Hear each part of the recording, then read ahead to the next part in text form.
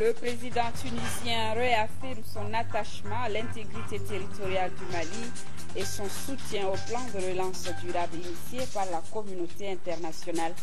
Mohamed Monsef Marzouki l'a dit aujourd'hui dans son discours devant les députés.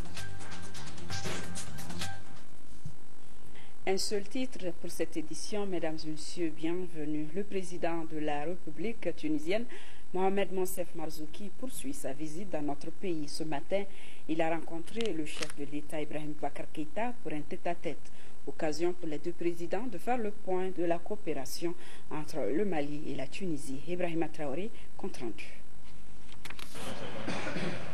Au second jour de cette visite du président tunisien au Mali, Mohamed Monsef Marzouki et Ibrahim Boubacar Keïta se sont retrouvés pour un long tête-à-tête.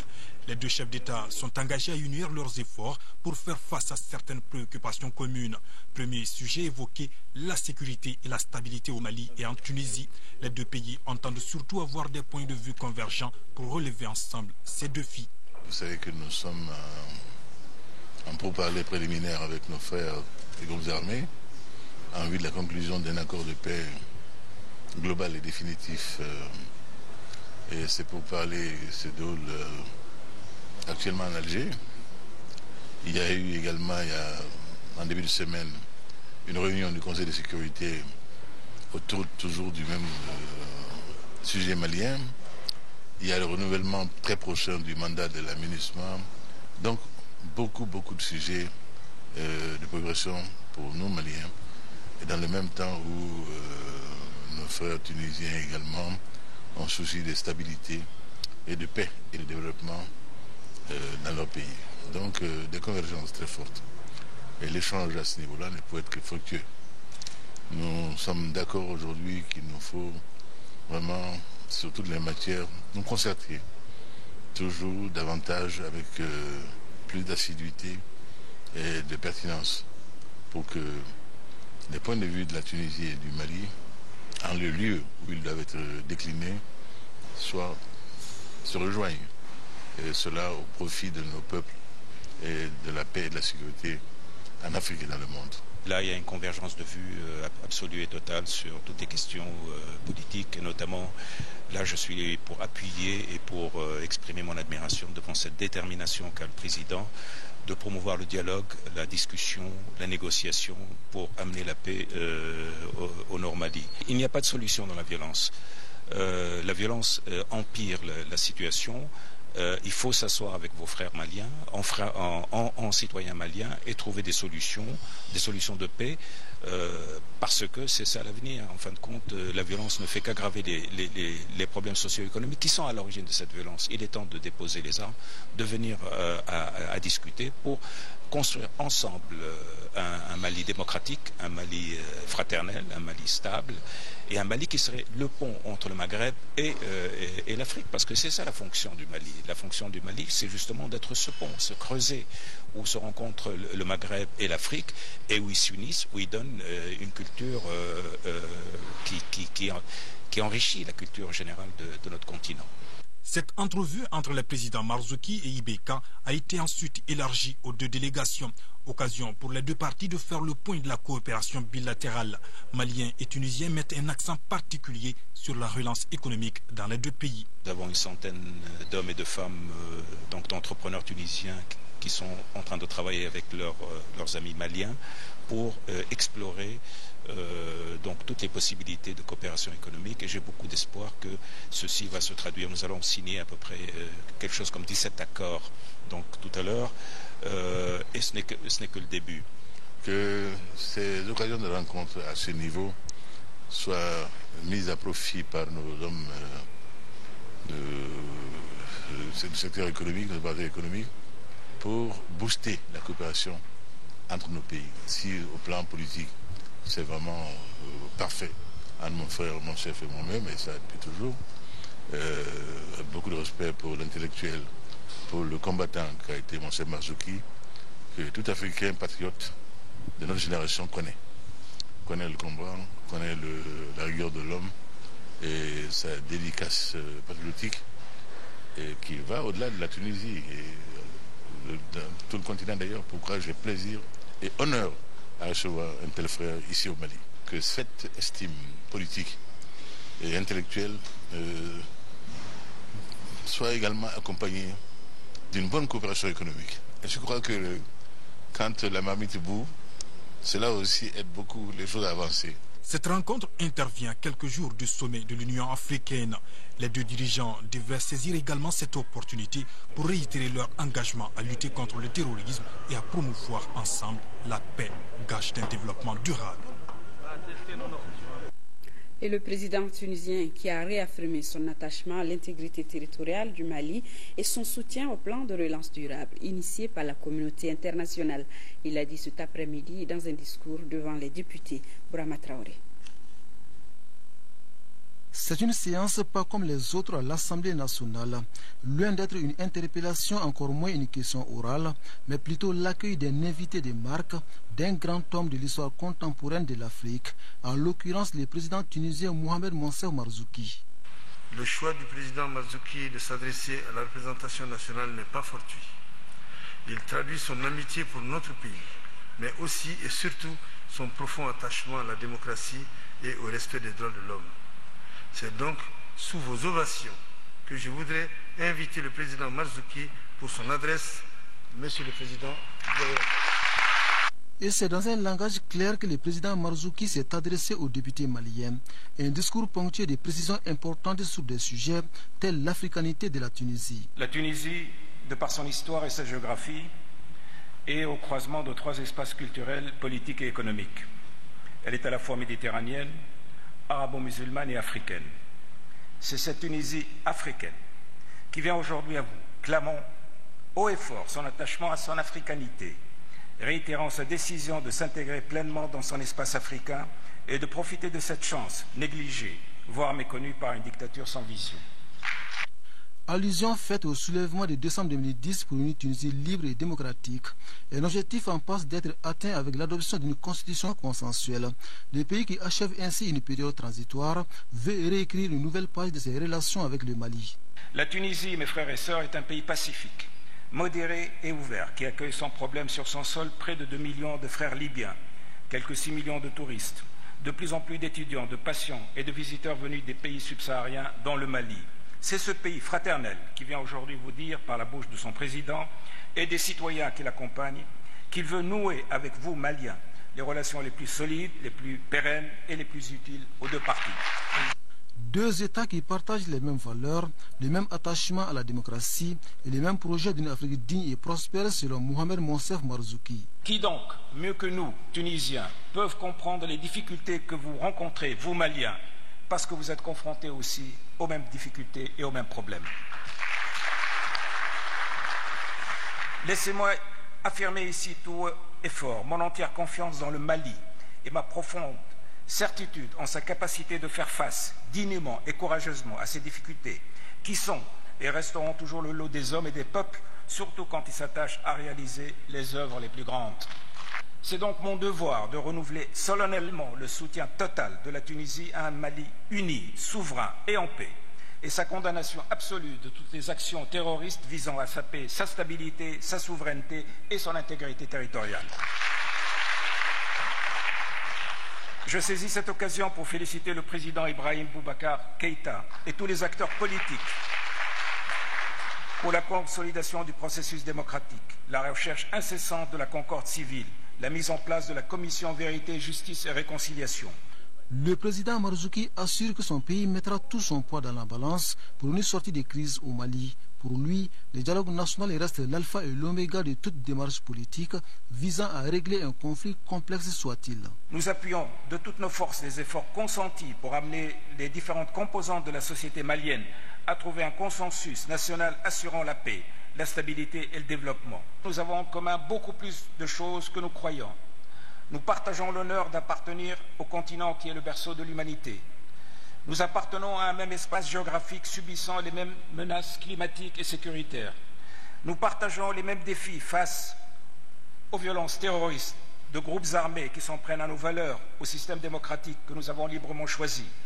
Nous appartenons à la même culture musulmane, nous croyons au même islam, celui de la modération et de la tolérance.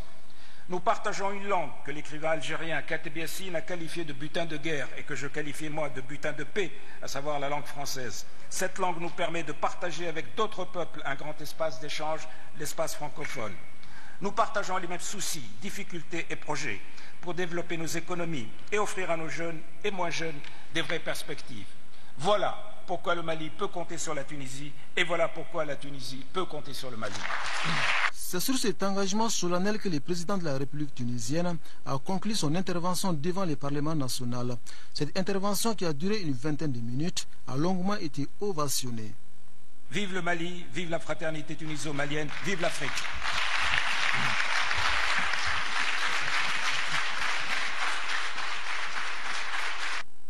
Le Mali dispose d'un trésor inestimable selon le président tunisien Mohamed Monsef Marzouki. Fait ainsi référence au manuscrit de Tombouctou dont il a visité quelques exemplaires au Musée national l'hôte du Mali, a déploré les actes des djihadistes qui ont entraîné la disparition de plus de 4000 manuscrits. Mohamed Diarra, compte rendu. C'est un visiteur de marque qui arrive au musée national pour un voyage de contemplation d'environ 1 heure de temps. À l'entrée de ce haut lieu de la culture, Mohamed Monsef Marzouki immortalise tout d'abord son passage avec le tout-petit venu lui souhaiter la bienvenue. Ensuite, le président tunisien se dirige vers la salle d'exposition où resplendissent quelques exemplaires des manuscrits de Tombouctou, une quarantaine environ. Elle parle de la culture malienne parce que nous avons exposé des manuscrits qui traitent de domaines différents. Il s'agit de l'histoire, de la littérature, de l'astronomie, de théologie. Maliens et Tunisiens sont deux peuples attachés aux mêmes valeurs universelles et défendent les mêmes principes qui visent à promouvoir la culture africaine et même au-delà. Et le visiteur du jour s'est donné le maximum de temps pour s'enraciner dans ce qu'il qualifie de trésor malien. Vous avez un véritable trésor. Ce trésor, c'est une partie de la mémoire non seulement du Mali, mais du monde musulman. Parce que ces manuscrits sont extrêmement émouvants. J'ai retrouvé une partie de l'histoire de la Tunisie, puisqu'il y a des manuscrits donc, qui ont été faits ou écrits par des Tunisiens. Et donc c'est effectivement une partie de la mémoire culturelle du monde musulman et donc du monde qui est dans cet endroit. Le centre Ahmed Baba de Tombouctou comptait 40 000 manuscrits sur lesquels plus de 4 000 demeurent introuvables après le passage des djihadistes. Ces documents précieux méritent donc une attention toute particulière, surtout s'agissant de la conservation. Nous ne sommes pas trop satisfaits de leur état de conservation. Vous savez, nous les avons amenés à Bamako dans les conditions aventureuses. Mais quand même, Dieu merci, nous avons pu sauver un grand nombre. Je me sens accablé à l'idée que quelques barbares se sont attaqués à de tels trésors. Ceci m'accable profondément. Et je remercie les Maliens de garder jalousement cette partie de notre mémoire collective à tous. Et j'espère que la Tunisie va tout faire pour aider donc justement à la conservation et à cette mémoire collective. Outre les manuscrits, le numéro 1 tunisien a visité les expositions ordinaires du musée. Là aussi, il a été fasciné par le Mali authentique. Cette exposition sur le patrimoine national informe les visiteurs sur le pillage dramatique auquel sont soumis les sites archéologiques. Et Mohamed Monsef Marzouki, qui a été l'hôte du président de la République, l'a invité à une soirée artistique et culturelle. C'était dans la salle Magique Cinéma ex-Babemba de Bamako. Plus de 2 heures de musique, de danse, d'épopée, un véritable voyage à travers le Mali culturel. Modibo soirée. Une visite officielle de travail, d'amitié et de fraternité. Une visite pour insuffler une nouvelle dynamique à la coopération Mali-Tunisie. Un séjour qui commence par un rendez-vous culturel. Certainement une logique, puisque nous sommes dans un pays où l'élément culturel reste un vecteur essentiel de cohésion sociale, mais aussi de développement.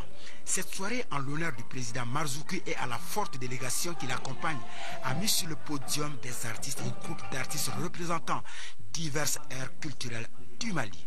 Une soirée qui n'était pas une invite à la découverte de cette richesse déjà connue de tous, mais plutôt une occasion de savourer ensemble ce que cette culture malienne a de fascinant.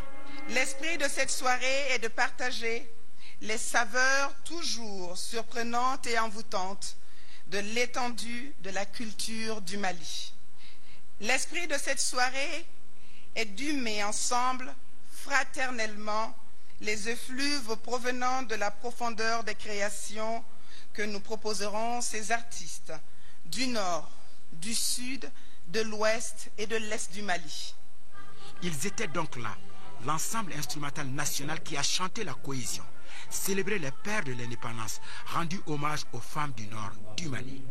Aïra Arbi, la diva de Tombouctou, comme d'habitude, avec sa voix sublime, a conquis le cœur du public.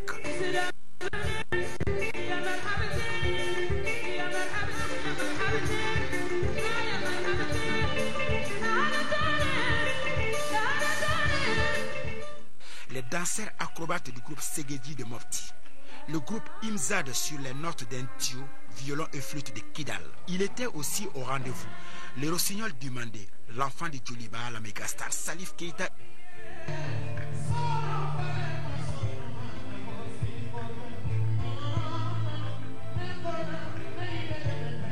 Et puis, le ballet malien, ses danseurs traditionnels mais ouverts aux innovations chorégraphiques contemporaines. Ils ont savamment interprété l'épopée mandingue pendant 3 quarts d'heure. Un casting de belle facture qui a émerveillé l'assistance et ça mérite bien de congratulations de la part du président Ibeka et de son hôte tunisien. Je remercie le président, mon frère, de m'avoir offert ce cadeau. C'est le plus magnifique cadeau qu'il pouvait m'offrir ainsi qu'à la délégation tunisienne.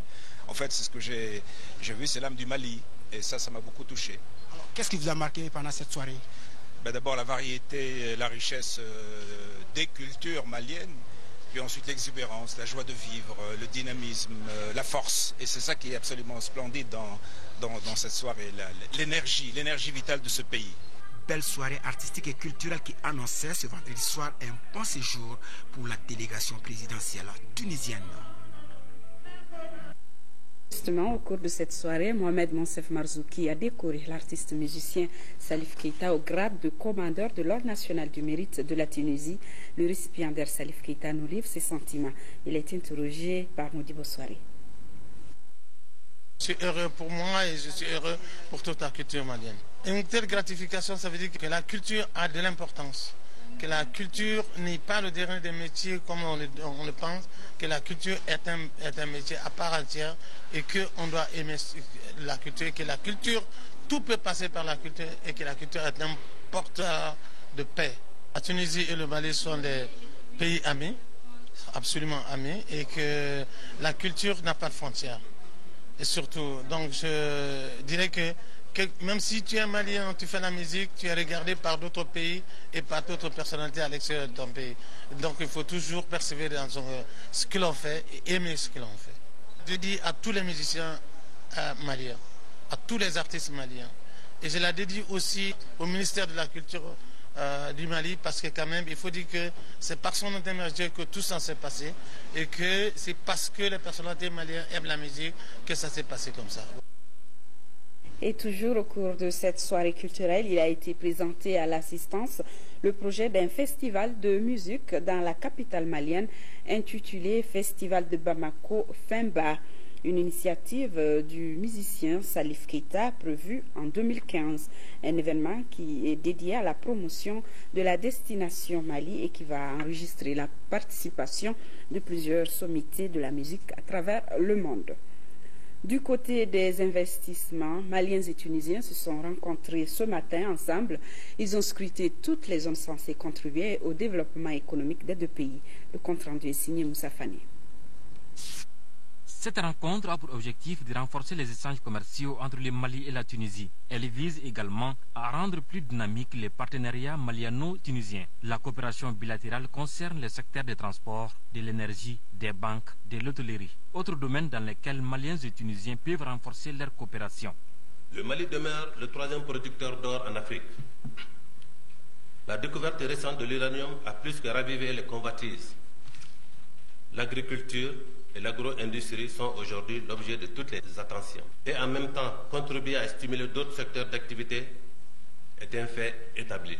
En tant qu'opérateurs économiques maliens et tunisiens, nous considérons que nous sommes encore plus forts et mieux soutenus et encouragés avec l'engagement officiel de nos gouvernants et l'appui direct et personnel de nos présidents et de leur exprimer notre grande reconnaissance pour cette rencontre historique qui marquera, j'en suis certain, un tournant stratégique dans notre coopération et nos relations bilatérales dans tous les domaines. La coopération entre les investisseurs maliens et tunisiens du secteur privé devra permettre de créer des opportunités d'affaires pour les deux pays. Nous espérons qu'il en résultera un partenariat fécond visant à créer des entreprises ici comme en Tunisie. C'est cela le vrai sens de la mondialisation des économies en lien et en relation pour une croissance partagée. Nous avançons donc sûrement dans un environnement prometteur, confiant que nos actions offriront les bases pour le développement d'entreprises compétitives et multinationales. Ces entreprises à qui s'ouvrent des opportunités immenses en matière agricole, minière, énergétique et touristique, à qui je souhaite une fructueuse collaboration qui permettra de consolider les liens économiques entre nos deux pays. Le ministre de l'Industrie a également invité les hommes d'affaires maliens à saisir cette occasion pour créer de l'emploi. Cette rencontre d'affaires a enregistré la participation d'une centaine d'investisseurs tunisiens du secteur privé. Au cours de cette journée, le ministère de l'Industrie et de la Promotion des investissements a offert un déjeuner aux opérateurs économiques de la Tunisie. Et de l'autre côté, cérémonie de signature et d'échange de documents entre les ministres des Affaires étrangères des deux pays. Ces signatures portent sur des protocoles d'accords de coopération et de conventions de cadre de coopération entre le Mali et la Tunisie. Ibrahim Atchokari. Dans le cadre de la visite officielle du président Mohamed Monsef Marzouki, président de la République de Tunisie, Maliens et Tunisiens veulent approfondir et diversifier leur coopération bilatérale. C'est en tout cas tout le sens de cette séance de travail qui a permis aux deux délégations de saisir les opportunités qui leur sont offertes pour travailler ensemble. À l'issue des échanges, les deux parties sont tombées sur 10 points d'accord de coopération, entre autres l'accord de coopération dans le domaine de l'agriculture, un protocole spécifique de coopération dans les domaines de la géologie, des mines et des hydrocarbures, un accord de coopération islamique, un accord de coopération dans le domaine de l'enseignement supérieur et de la recherche scientifique. Reste maintenant à passer à la phase active. Nous nous félicitons d'avoir une importante délégation tunisienne et les secteurs identifiés sont des secteurs prioritaires pour le Mali et comme pour la Tunisie. Et ça indique en tout cas la richesse et la diversité de cette collaboration entre nos deux pays. Nous ne pouvons qu'espérer à cette étape que nous passons à une phase active maintenant de mise en œuvre et de concrétisation des engagements pris ici. Nos liens et de créer une dynamique de coopération bilatérale sud-sud. L'essentiel maintenant, c'est d'implémenter, d'exécuter ces accords, parce que l'essentiel, ce n'est pas les accords en tel, mais l'implémentation et l'exécution de ces accords. Ces accords visent à renforcer davantage les liens de coopération entre le Mali et la Tunisie pour le grand bonheur des populations des deux peuples. Au nombre de ces accords aussi figure le mémorandum de coopération entre l'Office de la radiodiffusion télévision du Mali et la radio tunisienne, mais aussi un accord relatif aux échanges de programmes de télévision et d'expériences techniques entre l'ORTM et la télévision tunisienne. Et enfin, un protocole d'accord entre l'agence de promotion des exportations APEX et le centre tunisien de promotion des exportations.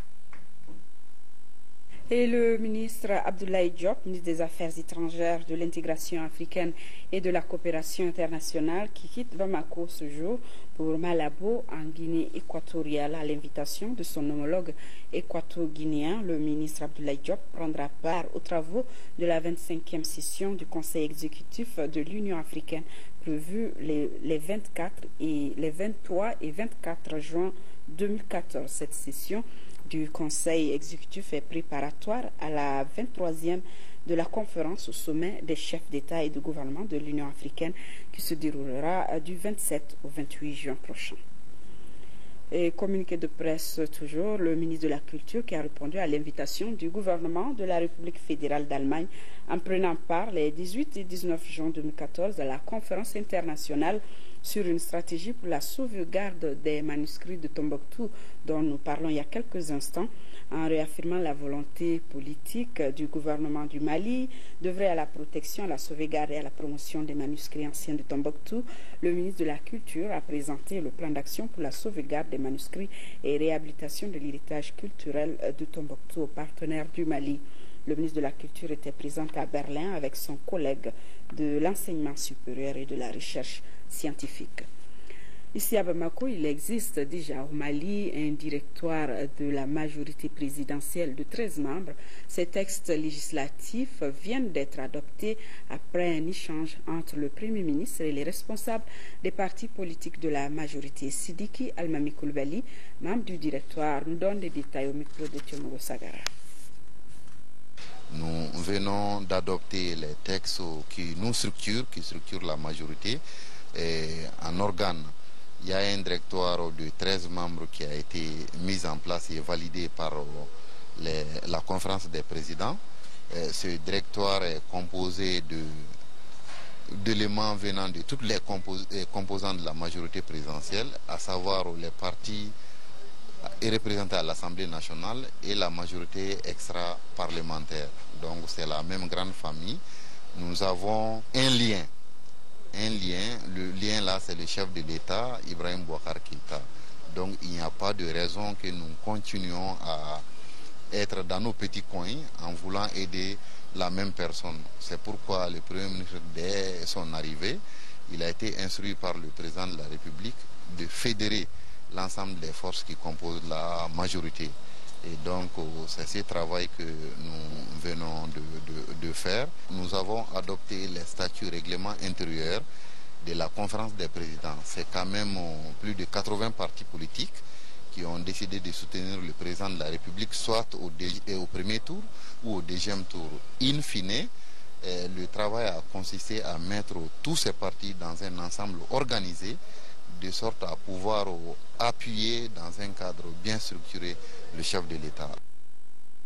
L'actualité dans nos régions, à Tombouctou, le ministre de la Jeunesse et de la Construction citoyenne a visité le chantier de la Maison des jeunes de la région. Il s'est dit satisfait de l'avancement des travaux, mais surtout de l'implication des jeunes volontaires dans sa réalisation. Yeyatandina compte. Accompagné d'une forte délégation de son département, le ministre de la Jeunesse et de la Construction citoyenne a mis à profit son séjour dans la cité des 333 Saints pour visiter l'immense chantier de la Maison des jeunes de Tombouctou. Plus de 300 millions sont investis dans ce chantier, fruit d'un partenariat entre les Nations Unies et le département en charge de la jeunesse. Ici, le visiteur s'est dit émerveillé par l'engagement des volontaires. Cette maison des jeunes que nous visitons actuellement, ça c'est dans le cadre d'un programme plus vaste avec le système des Nations Unies, Jeunesse et Résilience, et qui a à peu près les mêmes visées. C'est-à-dire qu'aujourd'hui, nous pensons que pour stabiliser les régions du Nord, il est important que non seulement les structures socio-économiques de base puissent reprendre, mais qu'également il y ait de l'activité et des revenus pour les jeunes et particulièrement les populations jeunes. Qui, une fois donc occupés dans de saines occupations, auront moins tendance à aller vers des extrémismes, et nous sommes bien satisfaits de voir que les chantiers avancent. Les volontaires en fin de stage ont reçu leurs attestations des mains du ministre et des autorités régionales. La direction régionale de la jeunesse a été aussi visitée par la délégation et des dispositions seront prises les jours à venir pour la réhabilitation et l'équipement à faire entendre le ministre.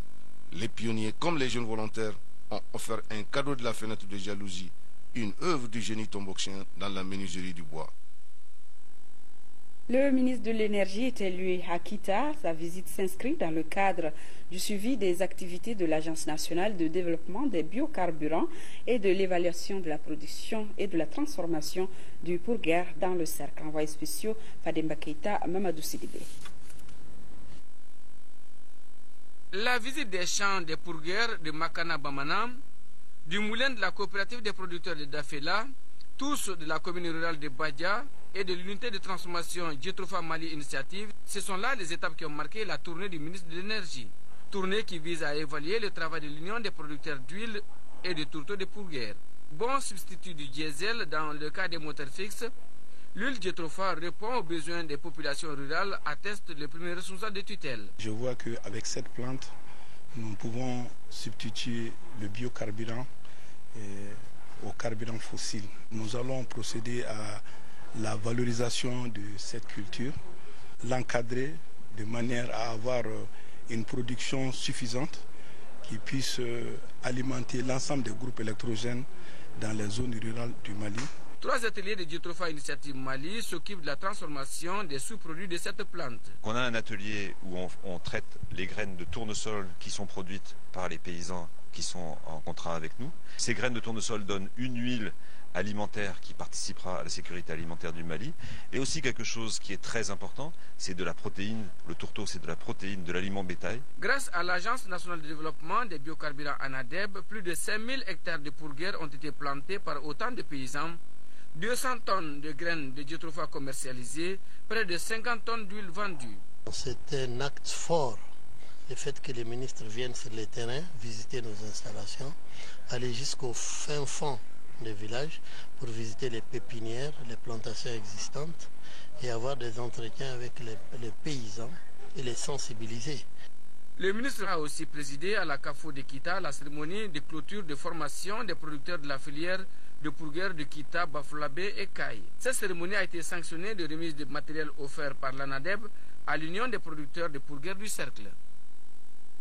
Plus de 200 000 tonnes de coton et 7 000 de céréales attendues à l'issue de la campagne 2014 dans la filiale sud de la CMDT Sikasso. L'administrateur général de la filiale sud vient de sillonner quelques zones de production pour s'assurer du bon démarrage de la campagne. Sekou Konaté.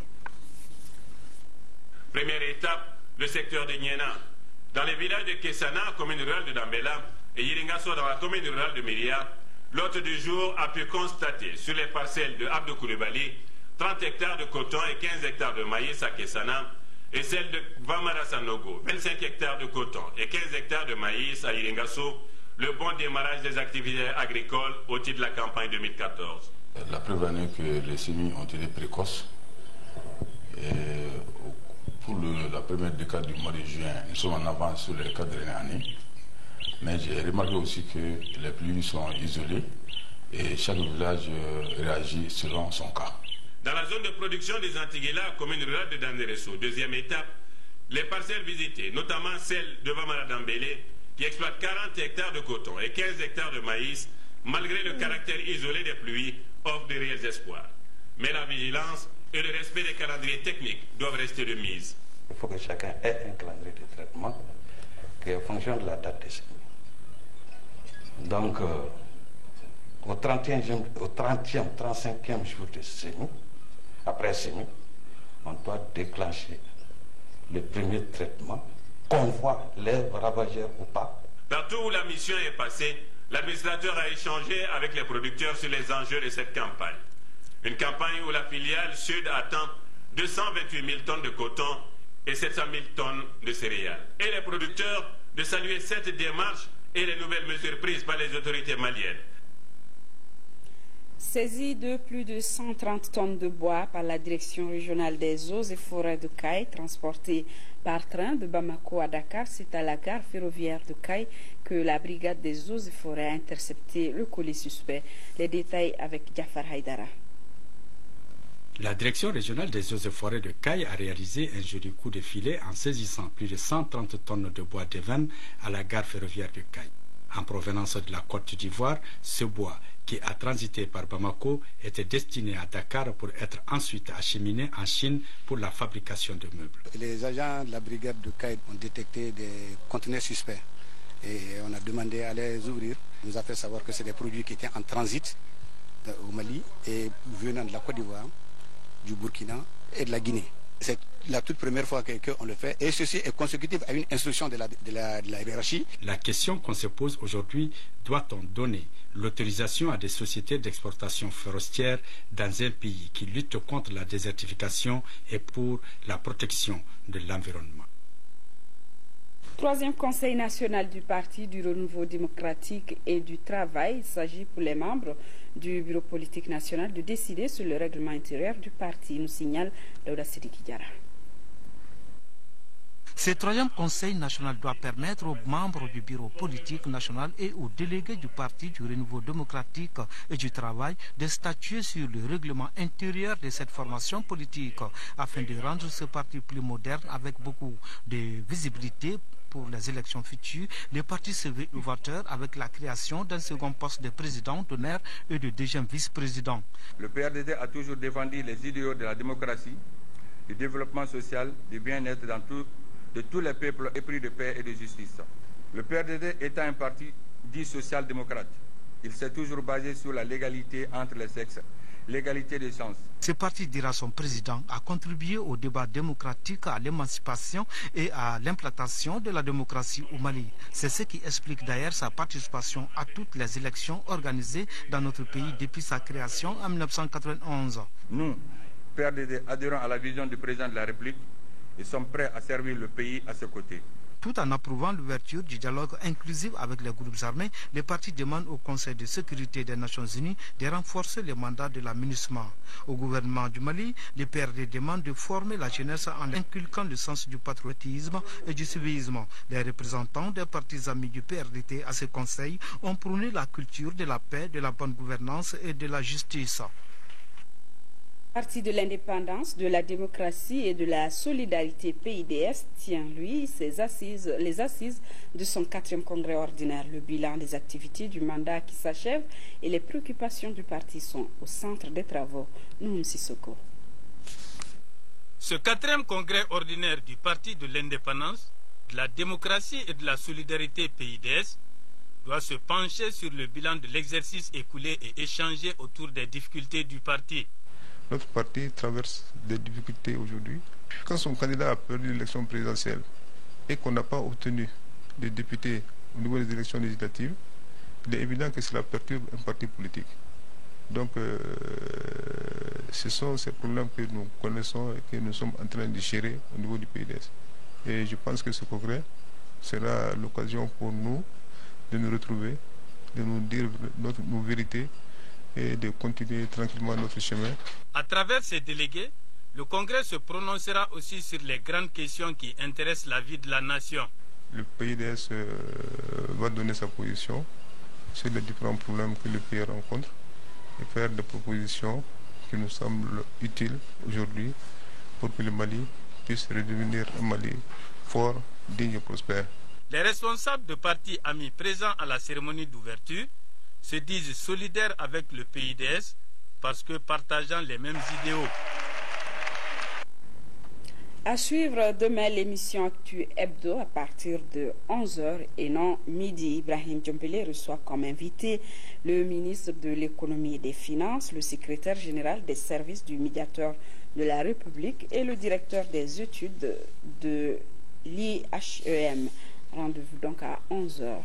Et le président tunisien Mohamed Monsef Marzouki qui a accordé un entretien à notre reporter Yaya Konaté, entretien que vous pourrez suivre demain dimanche après le match Belgique-Russie, le premier match de la journée. Donc c'est tout pour cette édition.